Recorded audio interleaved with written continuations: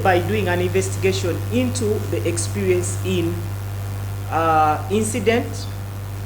We did simulation of pressures and temperature, and we actually discovered that at the time of the explosion, the pressure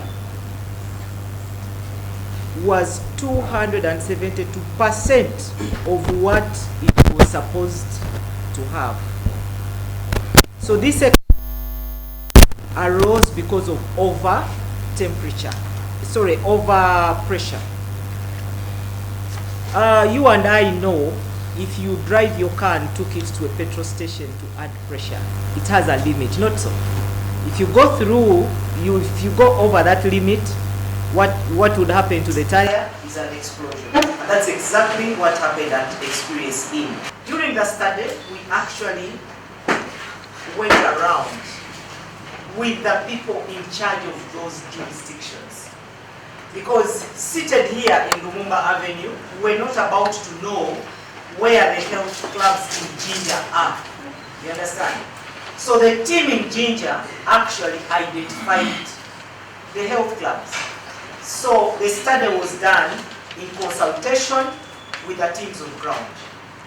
So the explosiveness is something those teams already know. They know it. And it's within their mandate to ensure that it is safe. Penalties.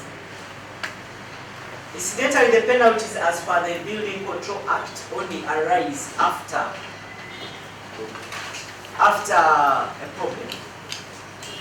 And we are saying that is not fair. Should we wait for Ugandans to die?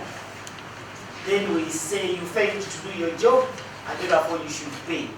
There is no cost that is equivalent to life. So the penalties for not following the law. Why should you not follow the law in the first place and risk Ugandans' lives? So that's what we are saying. Let's prevent. Prevention is better than cure. That you get burnt halfway and then we take you to hospital, I think that is unfair.